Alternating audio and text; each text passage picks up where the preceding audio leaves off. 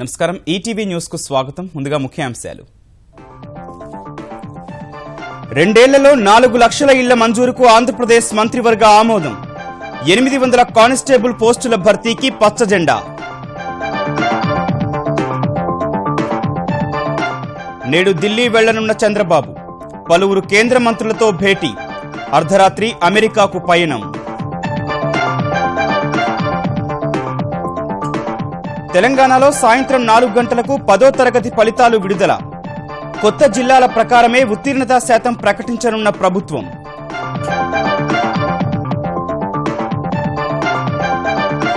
నేడు కేదార్నాథ్లో మోదీ పర్యటన. పరమశివునికి ప్రథమ పూజ చేయనున్న ప్రధాని. హరిద్వార్లో పతంజలి పరిశోధనా కేంద్రం ప్రారంభోత్సవం.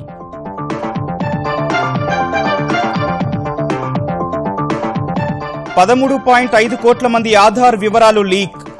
4 ప్రభుత్వ పోర్టళ్ల నుంచి బహిర్గతం. వెల్లడించిన బెంగళూరుకు చెందిన సిఐఎస్ సంస్థ. లోక్పాల్ను కార్యరూపంలోకి తెచ్చేందుకు ఢిల్లీలో కేంద్ర మంత్రుల సమాలోచనలు. పార్లమెంటరీ సంఘం నివేదిక పరిశీలిస్తోన్న అమాత్యులు.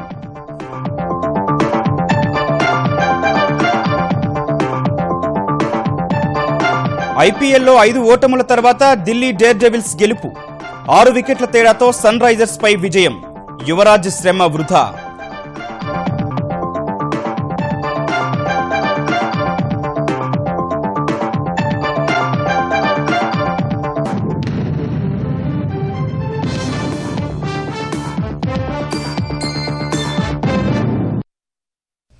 ఆంధ్రప్రదేశ్లో కొత్తగా 800 పోలీస్ కానిస్టేబుళ్ల నియామకానికి మంత్రివర్గం ఆమోదం తెలిపింది. ఎన్టీఆర్ గ్రామీణ గృహ నిర్మాణం కింద 4 లక్షల ఇళ్లు మంజూరు చేస్తూ మంత్రిమండలి నిర్ణయం తీసుకుంది. రాజధాని అమరావతి నిర్మాణం కోసం ఏపీ సిఆర్డీఏ స్విస్ ఛాలెంజ్ ప్రతిపాదనలకు ఆమోదం తెలిపిన మంత్రివర్గం సీడ్ క్యాపిటల్లో స్టార్టప్ ప్రాంత అభివృద్ధికి స్విస్ ఛాలెంజ్ పద్ధతిలో సింగపూర్ కన్సార్టియం ప్రతిపాదనలకు పచ్చజెండా ఊపింది. ముఖ్యమంత్రి చంద్రబాబు నేతృత్వంలో సుదీర్ఘంగా భేటీ అయిన ఏపీ మంత్రివర్గం పలు కీలక నిర్ణయాలు తీసుకుంది. రాజధాని అమరావతిని ప్రపంచ స్థాయిలో తీర్చిదిద్దారని భావిస్తున్న ప్రభుత్వం దీనికి సంబంధించిన పలు నిర్ణయాలకు ఆమోదముద్ర వేసింది. సిఆర్డీఏ స్విస్ ఛాలెంజ్ ప్రతిపాదనలో సింగపూర్ కంపెనీల consortium Ascendas, Singh bridge, Semb carb సంస్థల ప్రతిపాదనలకు ఆమోదం తెలిపింది. సింగపూర్ కన్సార్టియంతో త్వరలోనే ఒప్పందాలు చేసుకుని పనులు ప్రారంభించనున్నట్లు తెలిపిన ముఖ్యమంత్రి చంద్రబాబు దీని ద్వారా రాజధాని కేంద్ర ప్రాంతంలో భూములిచ్చిన రైతుల ప్లాట్ల విలువ పెరగడం సహా ప్రభుత్వానికి భారీగా ఆదాయం, పెద్ద ఎత్తున ఉద్యోగాల కల్పన జరుగుతుందని ధీమా వ్యక్తం చేశారు.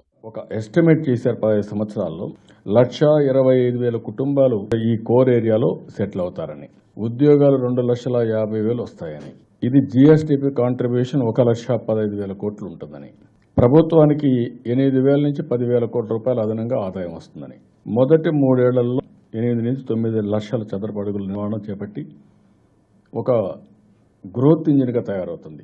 వాళ్ళు వరల్డ్ లెవెల్లో ఉండేటన్ని తీసుకురావాలని ప్రయత్నం చేస్తున్నారు. Best companies in the world for economic activity తీసుకొస్తామని ప్రయత్నం చేస్తున్నారు. ట్రూ స్పిరిట్లో దీన్ని ఒక స్మార్ట్ సిటీగా తయారు చేయడానికి ఉపయోగపడుతుంది.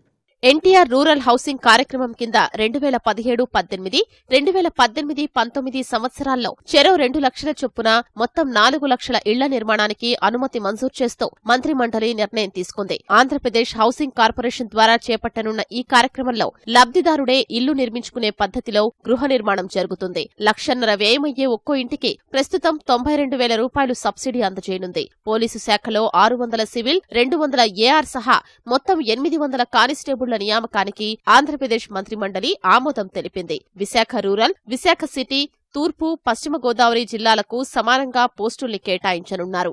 25 డివిజనల్ అకౌంట్స్ ఆఫీసర్ గ్రేడ్ 2 పోస్టుల్ని డివిజనల్ అకౌంట్స్ ఆఫీసర్ గ్రేడ్ 1 పోస్టులుగా అప్గ్రేడ్ చేసేందుకు ఏపీ మంత్రిమండలి ఆమోదముద్ర వేసింది.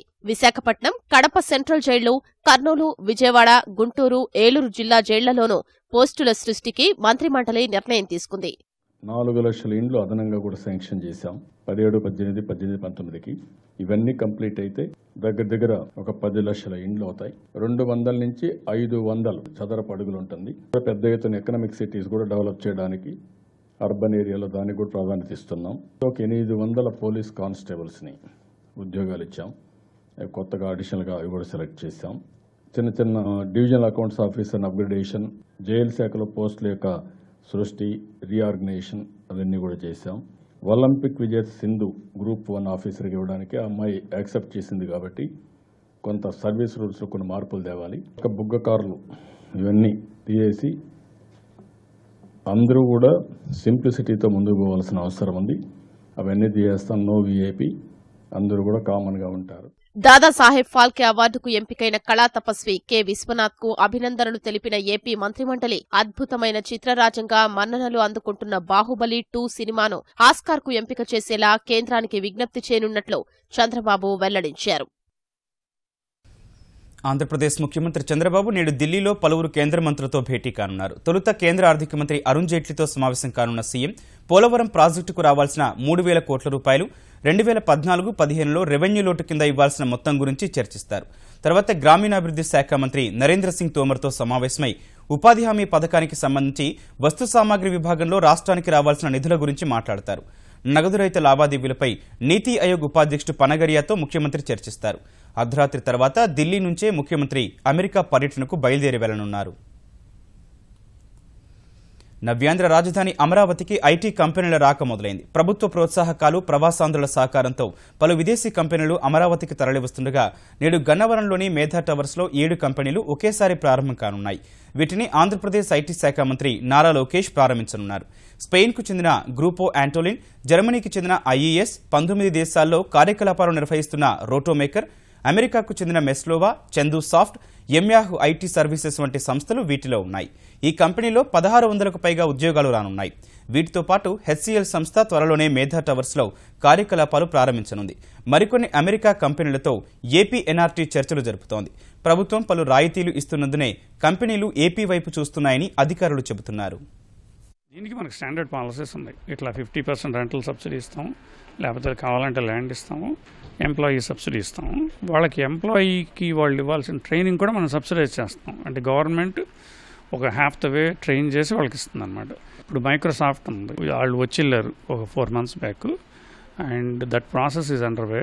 There is an 80% chance that Microsoft will end up in Amaravati. దాని రిక్వైర్మెంట్లు వాళ్ళకి మనం ఏమేమి పోతున్నాం అనేది ఇట్ ఈస్ వెరీ ఫ్లెక్సిబుల్. మన చీఫ్ మినిస్టర్ గారు కానీ, మన ఐటీ మినిస్టర్ గారు కానీ, they want leave any stone unturned. ఎందుకంటే ఈ మార్కీ కంపెనీస్, అవి ఒక కంపెనీ వస్తే దాని వెనక 50 కంపెనీలు దిగుతాయి. అట్లా we have to take it step by step అన్నమాట. వచ్చే విద్యా సంవత్సరం నుంచి తెలంగాణలోని 6,000 పాఠశాలలో బయోమెట్రిక్ యంత్రాలతో హాజరు నమోదుకు ఏర్పాట్లు చేయాలని నిర్ణయించారు. ఈ మేరకు పాఠశాల విద్యలో ప్రమాణాలు పెంచే దిశలో అధికారులతో సమీక్ష నిర్వహించిన తెలంగాణ ఉప ముఖ్యమంత్రి కడియం శ్రీహరి రాష్ట్రంలో డిమాండ్కు అనుగుణంగా కొత్త పాఠశాలలు ప్రారంభించాలని నిర్ణయించారు. గతంలో కేంద్ర పథకాలను సరిగ్గా పట్టించుకున్నందునే నిధులు రాలేదని, ఈ విద్యా సంవత్సరం మొదటి నుంచే కేంద్ర పథకాల నుంచి వచ్చే నిధులను రాబట్టుకునేందుకు సమగ్ర ప్రణాళికతో ముందుకెళ్లాలని కడియం అధికారులను ఆదేశించారు. ప్రస్తుతం ఉన్న కస్తూర్బా గాంధీ బాలిక విద్యాలయాల్లో బాలికలకు ప్రత్యేక కిట్లు ఇవ్వనున్నట్లు చెప్పారు. కొత్తగా ఏర్పడిన 84 మండలాల్లో కేజీబీవీలను ఏర్పాటు చేస్తున్నట్లు, 29 జిల్లా కేంద్రాల్లో బాలుర కోసం కస్తూర్బా గాంధీ విద్యాలయాలు ప్రారంభించనున్నట్లు కడియం తెలిపారు. పాఠశాలలు ప్రారంభమయ్యే నాటికే విద్యార్థులకు ఏకరూప దుస్తులు అందించడం సహా మరుగుదొడ్లు, మంచినీటి వసతి, సీసీ కెమెరాలు సిద్ధం చేయాలని ఆదేశించారు. తెలంగాణలో 10వ తరగతి పరీక్షా ఫలితాలు నేడు విడుదల కానున్నాయి. సాయంత్రం 4 గంటలకు సచివాలయంలో తెలంగాణ ఉప ముఖ్యమంత్రి కడియం శ్రీహరి ఫలితాలను వెల్లడించనున్నారు. మార్చి 14 నుంచి 30వ తేదీ వరకు జరిగిన 10వ తరగతి పరీక్షలకు 5,09,831 మంది రెగ్యులర్ విద్యార్థులు, 28,395 మంది ప్రైవేటు విద్యార్థులు, 12,203 మంది వొకేషనల్ విద్యార్థులు హాజరయ్యారు.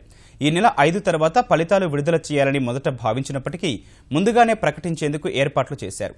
ఫలితాలను www.bsctelangana.org, results.cgg.gov.in, ఈనాడు వెబ్సైట్లో చూడవచ్చు.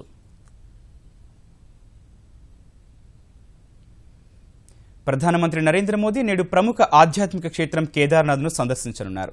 శీతాకాలం నేపథ్యంలో 6 నెలల పాటు ఆగిన చార్ధామ్ యాత్ర గత నెల 28న తిరిగి ప్రారంభం కాగా కేదార్నాథ్ ఆలయాన్ని ఇవాళ మళ్లీ తెరవనున్నారు. ప్రధాని మోదీ ఆలయంలో ప్రథమ పూజ నిర్వహించనున్నారు. కేదార్నాథ్లో పూజల అనంతరం హరిద్వార్లో ప్రముఖ యోగా గురువు బాబా రామ్దేవ్ నెలకొల్పిన పతంజలి పరిశోధన కేంద్రాన్ని మోదీ ప్రారంభించనున్నారు. ప్రధాని పర్యటన నేపథ్యంలో ఉత్తరాఖండ్ ముఖ్యమంత్రి త్రివేంద్ర సింగ్ రావత్ కేదార్నాథ్లో ఏర్పాట్లను స్వయంగా పరిశీలించారు. ఎలాంటి లోపాలు తలెత్తకుండా తగిన చర్యలు తీసుకోవాలని అధికారులను ఆదేశించారు.